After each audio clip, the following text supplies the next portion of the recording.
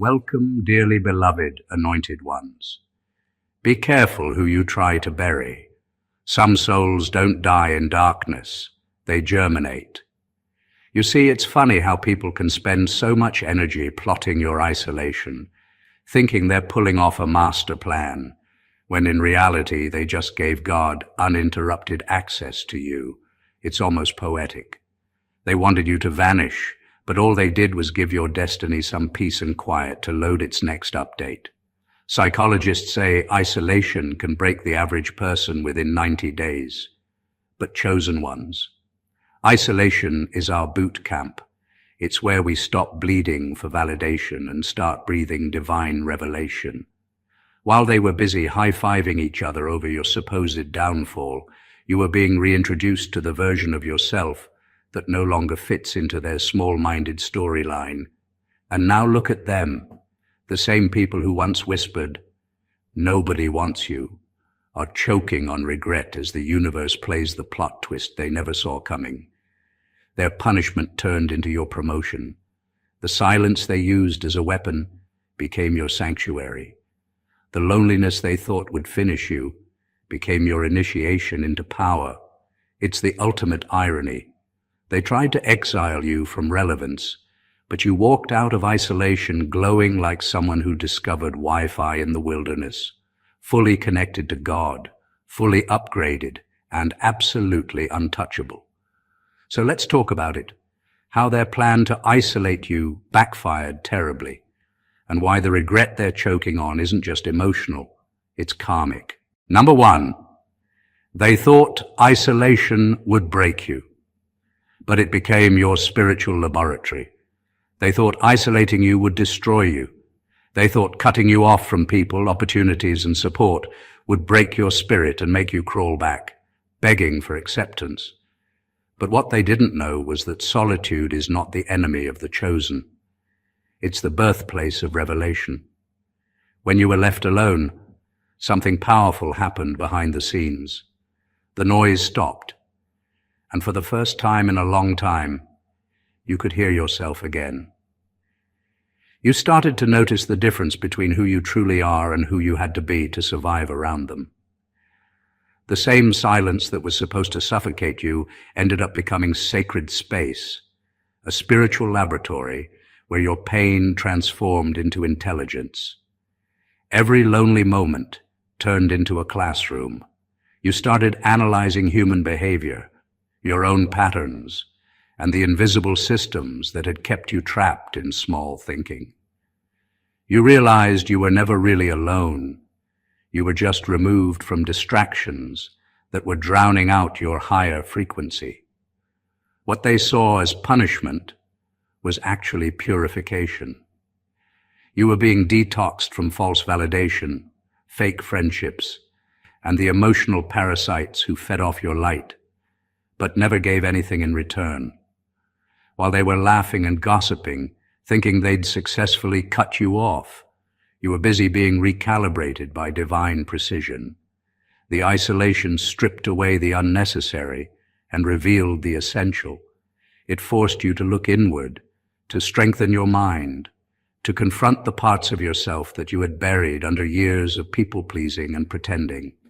They tried to silence your voice, but they accidentally amplified your vision.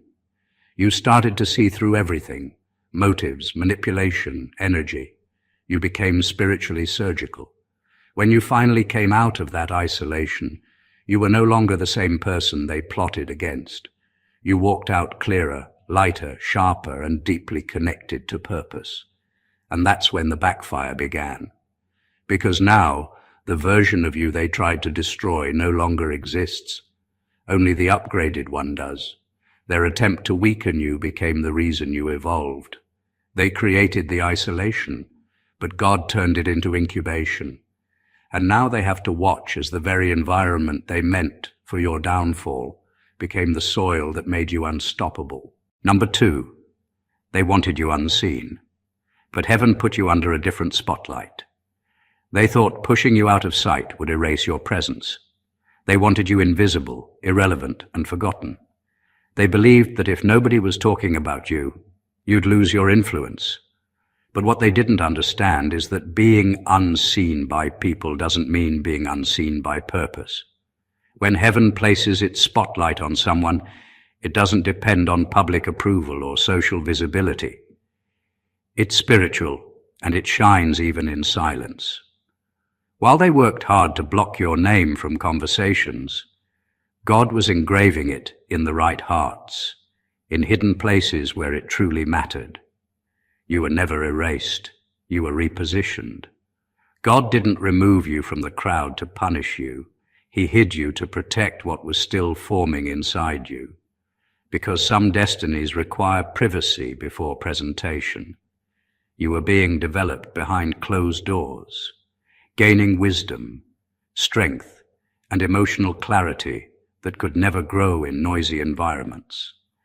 The stage they thought they took away from you was never yours to begin with.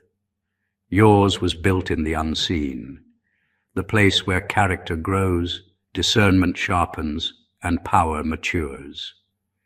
They mistook your absence for insignificance, but it was divine camouflage.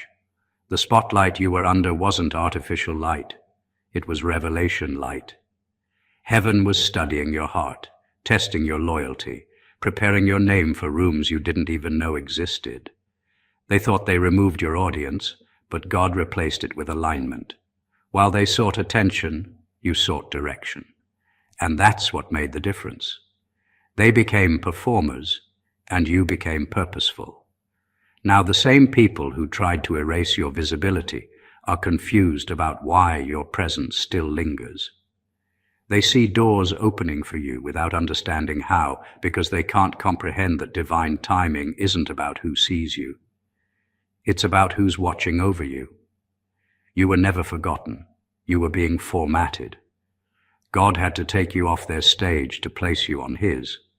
And now that your light is breaking through again, it's brighter, wiser, and untouchable. They hid you thinking it was the end. But heaven used that very moment to announce your beginning.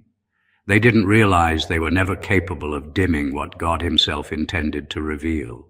Number 3, isolation didn't kill you, it edited you. They thought isolation would ruin you, but it actually edited you. The version of you that walked into that lonely season wasn't the same one that came out. When people cut you off, they thought they were removing your support system, but what they really did was remove distractions that were diluting your identity. In that stillness, you started seeing everything clearly, who you were pretending to be, what you were tolerating, and what parts of you needed to go. The silence became the scalpel that trimmed away the unnecessary. God used that solitude like an editor uses a red pen, cutting out the false sentences in your story that didn't belong to your true purpose. You started noticing that the old version of you was built around survival. You used to overextend yourself just to be accepted. You used to downplay your intelligence so others wouldn't feel small. You used to keep toxic people close just to avoid being alone. But when isolation came, it broke all those habits one by one. You stopped negotiating with disrespect. You stopped explaining your worth to people who were never trying to understand it. You stopped shrinking. Isolation didn't make you bitter. It made you precise. It showed you how much time you wasted trying to fix people who were committed to misunderstanding you. The loneliness hurt, but it had purpose. It was the divine editing process where everything that wasn't aligned with your next chapter had to go. You were being rewritten, your mindset, your standards, your energy. The old scripts of guilt, fear, and self-doubt were deleted. In their place came clarity, confidence, and spiritual intelligence.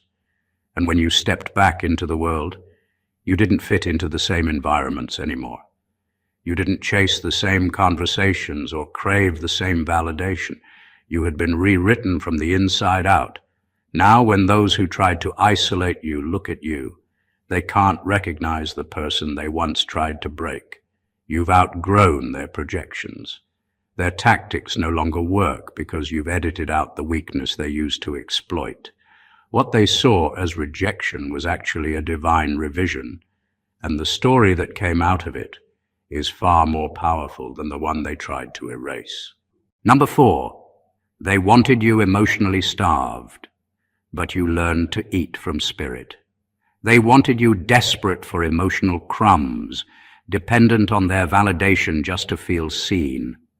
They assumed if they withdrew attention, affection, and connection, you'd collapse under the weight of loneliness. But something very different happened. Instead of starving, you started feasting on spirit. You learned how to draw strength from the invisible. You stopped chasing words of affirmation and started hearing divine confirmation. Their silence, meant to punish you, became the space where your soul started eating better food, truth, revelation, and peace. You realized that emotional starvation is only deadly when you believe people are your source. Once you understood that energy, love, and wisdom flow from a higher place, their absence lost its power. You stopped sitting at tables where you had to beg for respect or perform for attention.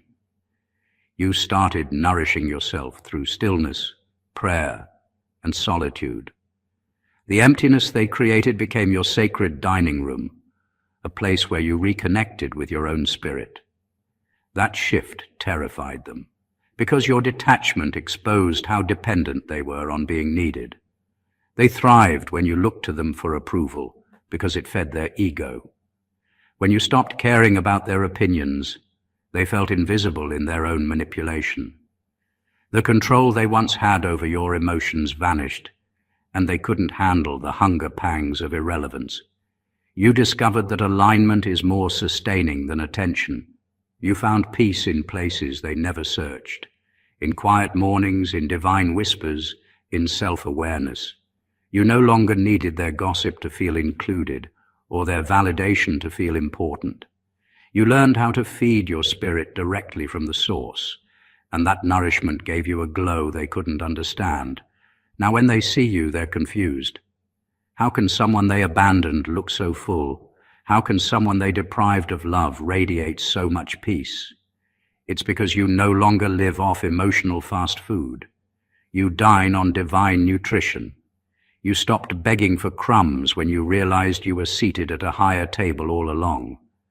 And that's the kind of satisfaction they can't compete with, because it doesn't come from attention, it comes from awakening.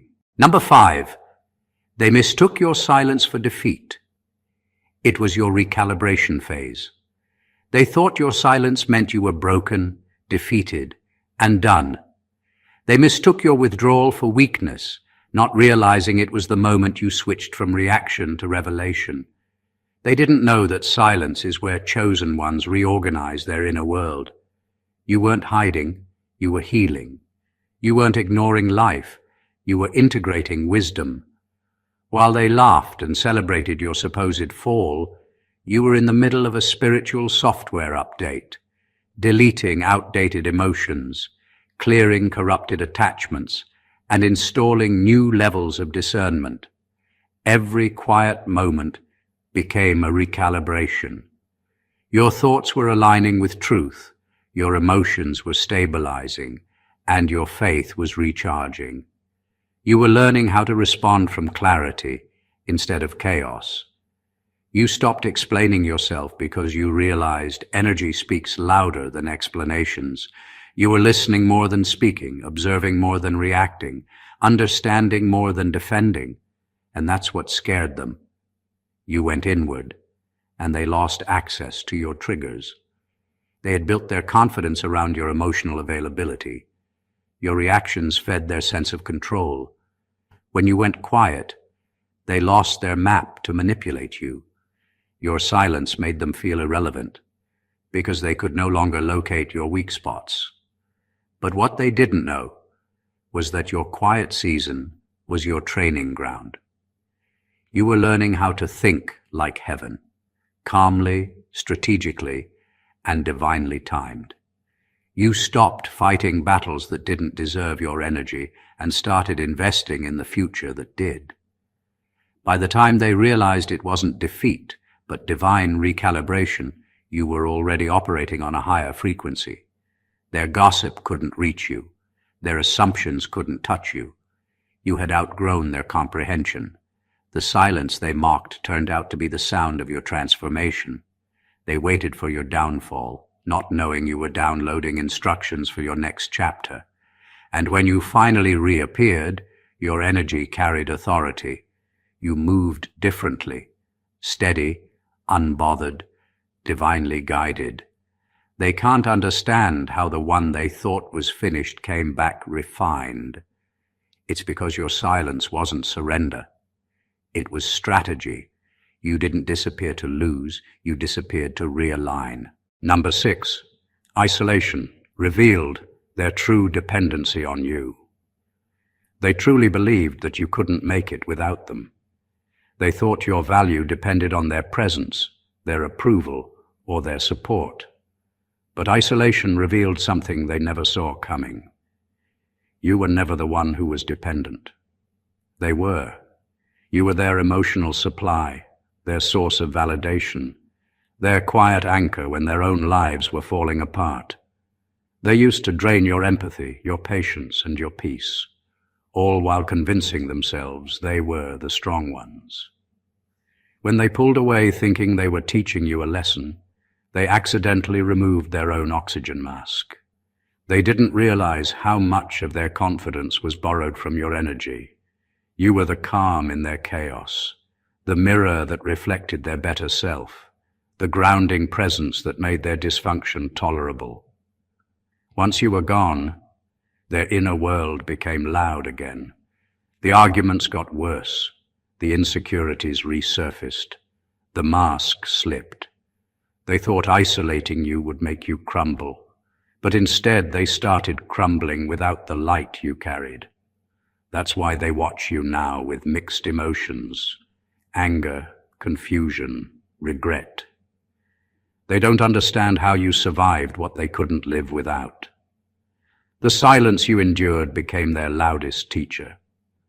For the first time, they had to sit with their own emptiness, the same emptiness you had unknowingly been covering with your love, understanding, and patience. The withdrawal hit hard because they were never addicted to attention. They were addicted to your energy. You were the stability they pretended to possess. They called you weak, but your absence exposed their real fragility. Now they try to reconnect, not out of genuine remorse, but out of desperation to refill what they lost. But it doesn't work anymore, because you've learned something vital. Your energy isn't free, and your light isn't for rent. You stopped being their battery, and that's why they're short-circuiting. The irony is painful for them. The same silence they used to break you became the silence that broke their illusion. They didn't just lose you. They lost the power source that made their darkness feel comfortable. And now, their regret is not about missing you. It's about realizing how unlivable life feels without the energy they once took for granted. Number 7. You became the proof that human abandonment can't cancel divine appointment. Their rejection was supposed to end you. They thought walking away would erase your relevance, silence your voice, and strip you of purpose. They thought your story was over the moment they stopped showing up. But the truth is, their departure was the divine signal for your next chapter to begin. When people abandoned you, heaven didn't panic. It prepared. Because divine purpose isn't written in pencil, it's carved in spiritual permanence. No human decision can rewrite what God already authored about your life. At first, it hurt deeply. You questioned your worth, your timing, even your purpose. But somewhere in that pain, you realized something sacred. The absence of people didn't mean the absence of God. The emptiness they left behind became a meeting place between you and the divine. You learned that destiny doesn't need a crowd to be confirmed. It only needs obedience. And when you started walking in that understanding, everything shifted. You stopped trying to convince people to stay and started recognizing that some exits are divine strategies, not personal failures. Their rejection became revelation. It exposed how much power you had given to temporary people over a permanent calling. It forced you to see that what's ordained for you doesn't need external validation to come alive. God used their absence as proof that your life's direction isn't controlled by human loyalty, but by divine appointment. The very ones who tried to dismiss you unknowingly made space for your expansion. They didn't end your story, they edited themselves out of it. Now you've become living evidence of spiritual sovereignty. You're proof that human approval is optional when divine assignment is active. You didn't need their apology to evolve, and you didn't need their support to rise. What they thought was your expiration date turned out to be your activation moment. You were never waiting for their return. You were waiting for your recognition. And now your existence tells a story that silences doubt. Every success, every breakthrough, every ounce of peace you now carry stands as proof that rejection doesn't equal reduction. You didn't just survive abandonment, you transcended it. Because when man disowns what God anoints, heaven doesn't cancel the mission, it upgrades it. Number 8, they tried to humiliate you privately, but God made their guilt public.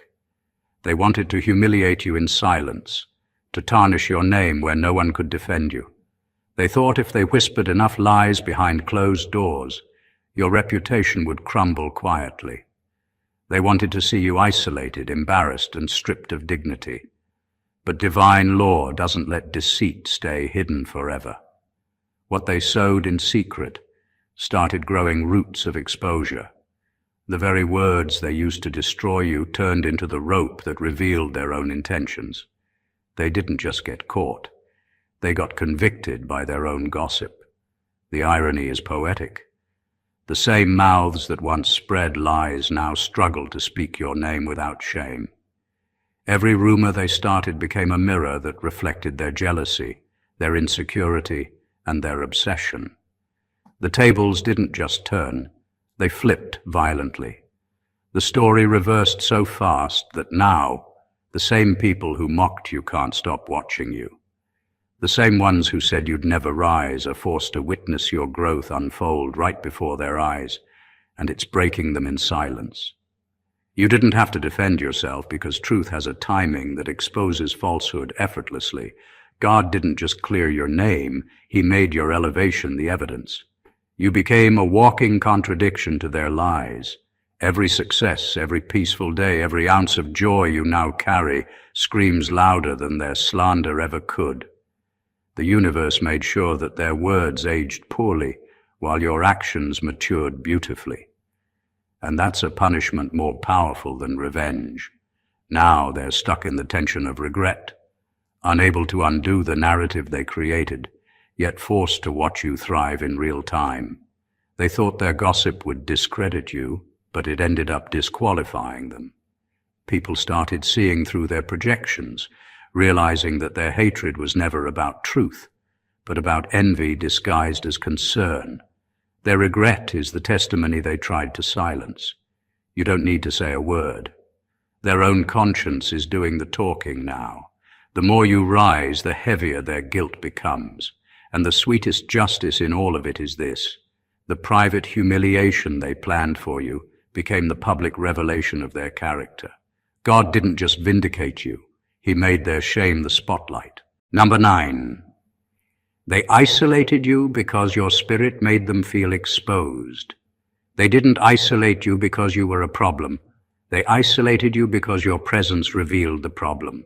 Your spirit carried too much truth, too much awareness, too much light. You didn't even need to confront them. Just being around you made their masks slip.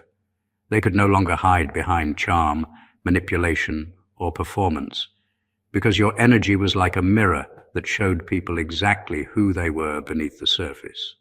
That kind of presence is both magnetic and threatening. People crave your light, but also fear what it exposes. Your authenticity made them uncomfortable. You didn't play the social games that everyone else played. The fake smiles, the polite lies, the silent betrayals. You moved with honesty, integrity, and discernment. and that alone made people nervous. When someone carries that kind of purity, it disrupts anything built on illusion. So rather than change, they chose to isolate you. That was their coping mechanism. Distance themselves from the mirror that reflected their duplicity. Deep down, they knew you saw them clearly. You could sense the envy, the lies, the manipulation, things they'd kept hidden from others for years. You noticed what most people ignored, not because you were suspicious, but because your spirit was trained to detect energy that doesn't match words. And when someone sees through masks that others depend on to survive, it creates fear. That fear turned into avoidance, and that avoidance became your isolation. But what they called rejection was actually spiritual confirmation. They couldn't handle your frequency, not because it was wrong, but because it was real. You were the kind of presence that exposes imbalance just by existing. When your spirit walks into a room, pretense trembles. It's not arrogance, it's alignment. You carry too much truth for spaces built on deceit to feel comfortable around you.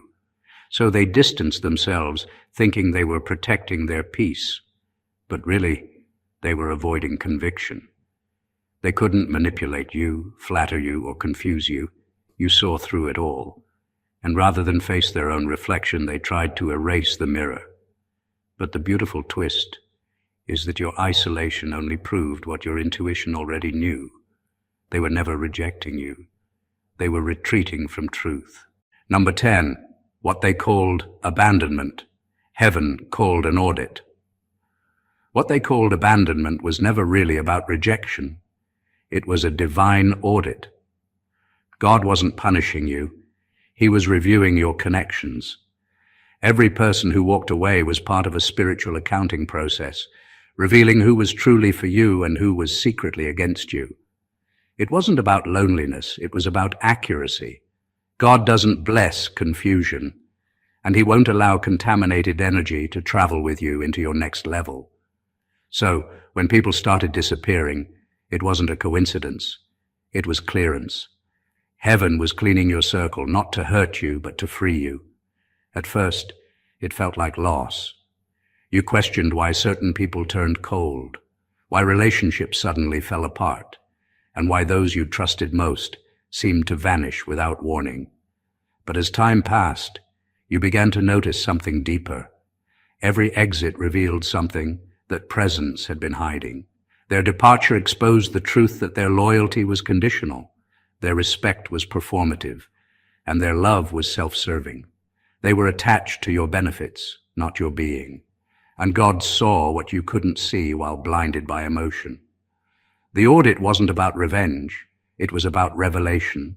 It showed you who drained you, who deceived you, and who disguised themselves as supporters while secretly hoping for your downfall. The isolation was heaven's way of balancing your spiritual books, removing emotional debts, closing unpaid chapters, and correcting energetic imbalances. You didn't lose anyone who was meant to stay.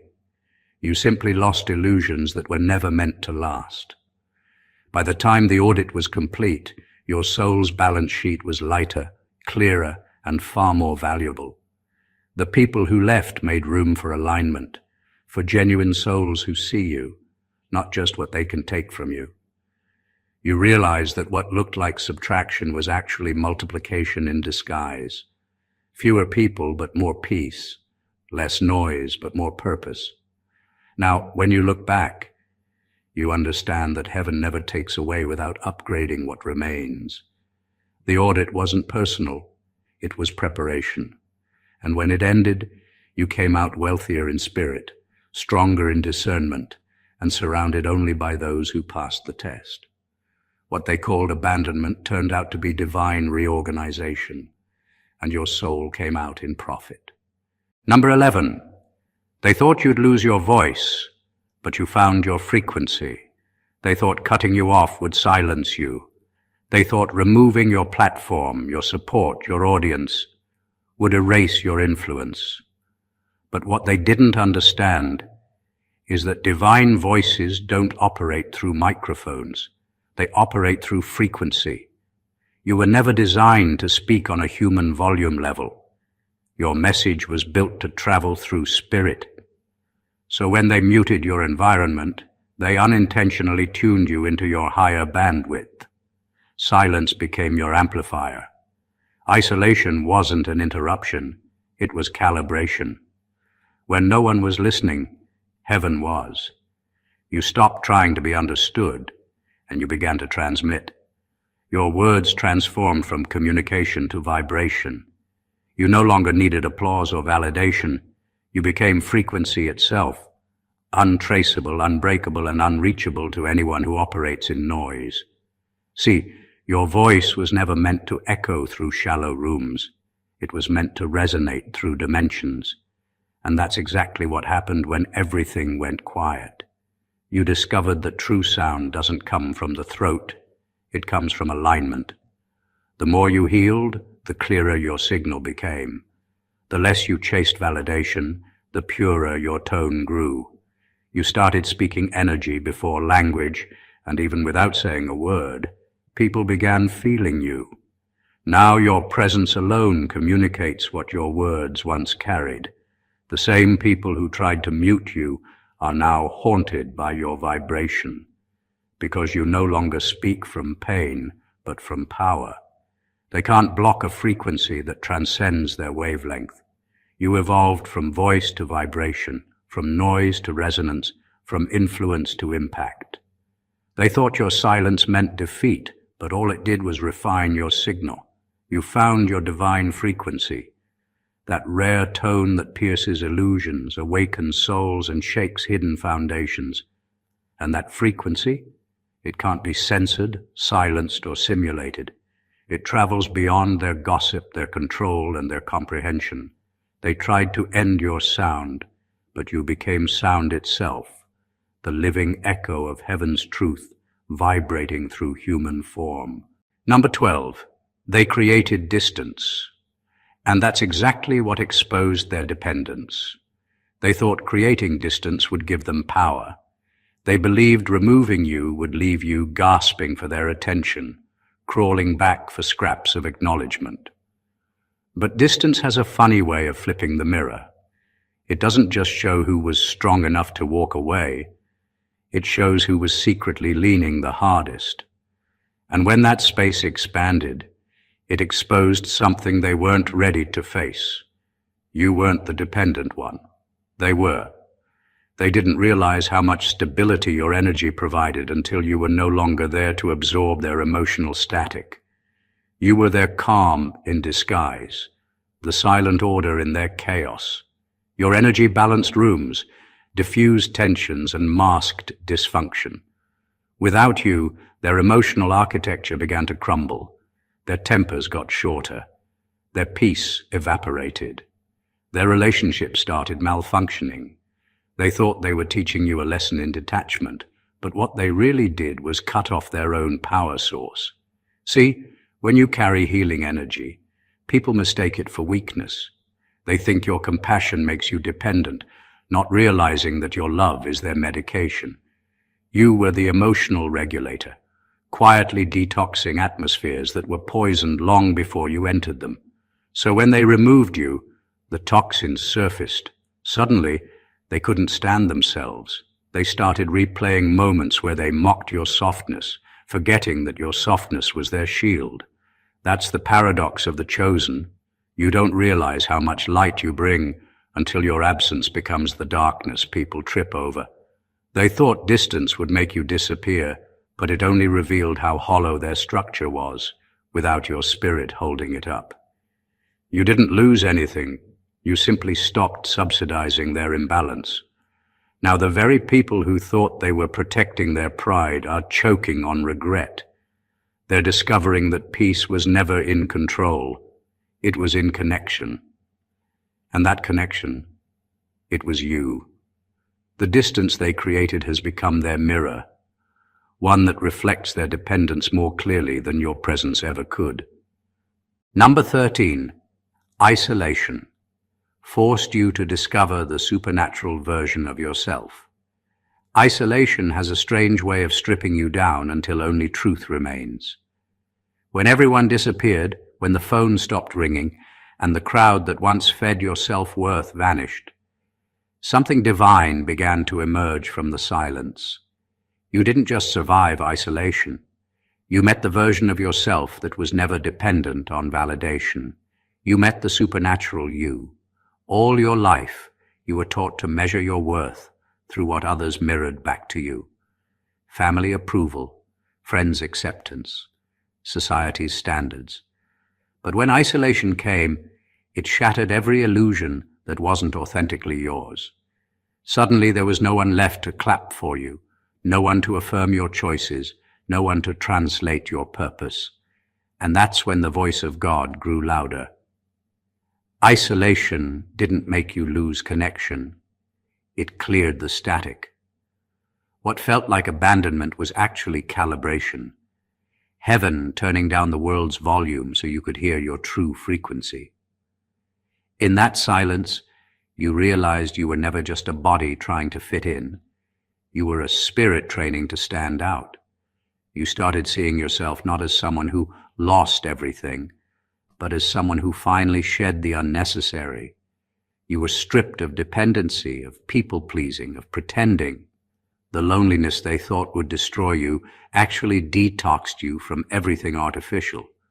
And then it happened. That supernatural version of you surfaced. The one that doesn't flinch under pressure. The one that senses energy before words. The one that doesn't pray for escape but for endurance. You became spiritually self-sufficient, sustained by revelation, not recognition. You realized you didn't need people to make you whole. You needed solitude to meet your source. When they left, it wasn't rejection, it was revelation. Because isolation is where the chosen learn their true strength.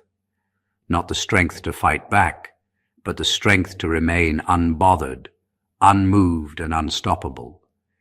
You found the power that can't be taught, the faith that can't be faked, and the identity that can't be taken. They thought they left you empty, but isolation revealed that you were never meant to be filled by people. You were designed to overflow with divinity. Number 14. Their plan. Backfired. Because they misread the equation. Isolation plus faith multiplication. They thought taking people away from you would shrink you. They genuinely believed that isolating you would equal weakening you, that subtracting support would automatically cancel your growth. But what they didn't understand is that God doesn't follow human equations. In divine mathematics, subtraction doesn't always mean loss. Sometimes it's the setup for multiplication. Isolation wasn't your punishment, it was your preparation. When they removed themselves, it looked like a setback. The crowd got smaller, the noise went quiet, the opportunities seemed to fade. But underneath all that stillness, something was growing. The absence they created became the atmosphere God used to reconfigure your purpose. Because faith doesn't multiply in comfort, it multiplies in confinement. It grows in the dark, in the uncelebrated places, in the seasons where nobody claps or checks in. You became like a seed, buried, not dead. Every chosen one understands that divine growth often looks like disappearance at first. The ground doesn't reveal what's germinating beneath it, and while they thought you were finished, you were developing roots, spiritual systems strong enough to sustain the next level of expansion. That's the part they misread. They saw isolation as exile, but heaven saw it as incubation. They thought silence would shrink your impact. Instead, it multiplied your clarity. They thought distance would kill your influence. Instead, it deepened your reach. They thought absence would erase your name. Instead, it engraved your purpose into eternity. Every calculation they made was built on the wrong formula. They forgot that when faith enters the equation, the rules of the natural world stop applying. Now you're blossoming in the very soil they buried you in. You're growing without permission, succeeding without validation, and shining without their spotlight. That's why they're uneasy, because they're watching the supernatural law they never believed in unfold before their eyes. They subtracted your connections, but didn't realize you were connected to the source. They removed your audience, but God became your amplifier. Their plan backfired because they miscalculated your foundation. You were never powered by popularity. You were powered by purpose. And when faith is the variable, isolation doesn't divide you. It multiplies you beyond their understanding. Everything they did to bury you became the blueprint for your resurrection. They thought isolation would silence you, but it actually synchronized you with heaven's rhythm. Every attempt to break you became the pressure that refined you. What they called exile was really elevation in disguise. You didn't just survive separation, you evolved through it. The version of you that walked into isolation isn't the one that walked out. You went in searching for connection. You came out carrying divine conviction. Now, you see why it all had to happen exactly as it did. The silence that once scared you became your sanctuary. The distance that felt like rejection became your classroom. The loneliness they weaponized became the womb of your awakening. You learned how to eat from spirit, how to live from revelation, and how to grow in places that weren't designed to nurture you. That's not luck. That's divine architecture. God didn't just sustain you through isolation. He expanded you through it. And here's the poetic justice. While they were busy watching to see if you'd fall, you were busy learning how to fly. Their absence taught you who you are without the noise, without the validation, without the crowd. You no longer depend on what left, because what stayed, your faith, your fire, your focus, was all you ever needed. The isolation they cursed you with became your greatest investment. And now they have no choice but to witness the return on that investment, a version of you that no longer fits in their old narrative. The tables didn't just turn, they transformed. You became the evidence that divine purpose doesn't crumble under isolation. It multiplies through it. And now, every whisper of regret they carry is just confirmation that you graduated from their manipulation. You didn't lose people. You lost parasites. You didn't lose support. You lost distractions. You didn't lose time. You gained alignment. So when you look back, don't see isolation as punishment. See it as promotion, because it didn't just reveal who they were. It revealed who you are, the chosen one who can't be subtracted from destiny, only multiplied through faith. If this message spoke to your spirit, make sure you subscribe to the channel, like this video, and share it with someone who's walking through their own isolation season. Leave a comment below about what resonated most with you. Your story could be the light someone else needs to find their strength again. God bless you.